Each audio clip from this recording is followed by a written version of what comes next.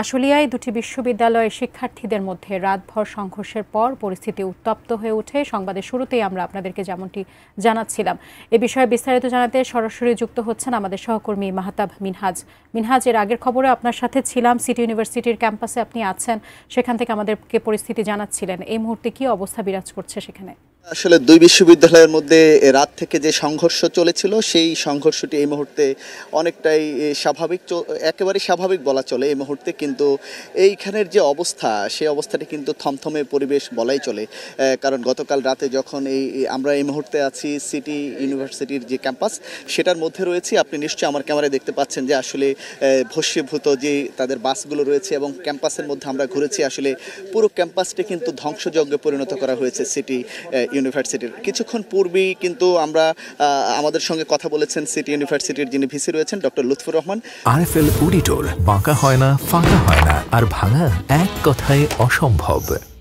তিনি যেমনটি জানিয়েছেন যে এই হামলার কারণে কিন্তু প্রায় 20 থেকে 25 কোটি টাকার ক্ষতি সাধন হয়েছে বলে তিনি দাবি করছেন। এবং তিনি বলছেন যে আসলে ড্যাফোডিল ইউনিভার্সিটির যিনি ভিসি রয়েছেন তিনি হয়তো বলেছেন যে এই বিষয়গুলোর তিনি ক্ষতি পূরণ দিবেন, কিন্তু সিটি ইউনিভার্সিটির পক্ষ থেকে জানানো হয়েছে তিনি যদি সশরীরে আসেন, তিনি পর্যবেক্ষণ করে দেখবেন এবং দেখার পরে তিনি আসলে সেটি মূল্যায়ন করবেন যে আসলে এখানে কী পরিমাণ ক্ষতি হয়েছে। এবং আমাদেরকে ভিসি যেটি জানিয়েছেন যে এখানে এখনও ড্যাফোডিল ইউনিভার্সিটির 11 জন শিক্ষার্থী সিটি ইউনিভার্সিটিতে এখনও অবরুদ্ধ রয়েছে। যদি ড্যাফোডিল বিশ্ববিদ্যালয়ের ভিসি যদি নিজে এসে তাদেরকে তার ছাত্র হিসেবে দাবি করেন, তাহলে কিন্তু তারা তাদেরকে ছাড়বেন। এবং এখানকার যিনি ভিসি সিটি বিশ্ববিদ্যালয়ের, তিনি কিন্তু দাবি করছেন যে আসলে এটি একটি পরিকল্পিত হামলা। কারণ তিনি বলছেন যে এখানে হামলার পূর্বে ড্রোনের ব্যবহার করা হয়েছে, এখানে যে গাড়িগুলো পোড়ানো হয়েছে তিনি দাবি করছেন যে আসলে এই গাড়িগুলোর মধ্যে তখন গান পাউডার ব্যবহার করা হয়েছে। আসলে এগুলো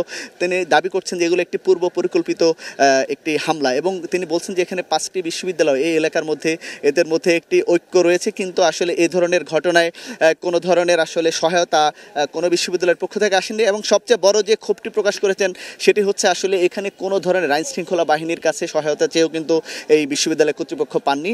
আমরা এখান থেকে সর্বশেষ যে পরিস্থিতিটি বলছি যে আসলে সিটি ইউনিভার্সিটির ক্যাম্পাস হয়তো আজকে থেকে অনির্দিষ্টকালের জন্য বন্ধ ঘোষণা না হলেও এখানের যে ক্লাস পরীক্ষা থেকে শুরু করে সব কিছু আপাততর জন্য বন্ধ রয়েছে। সাজিয়া, আমার কাছে এখান থেকে এই ছিল সর্বশেষ।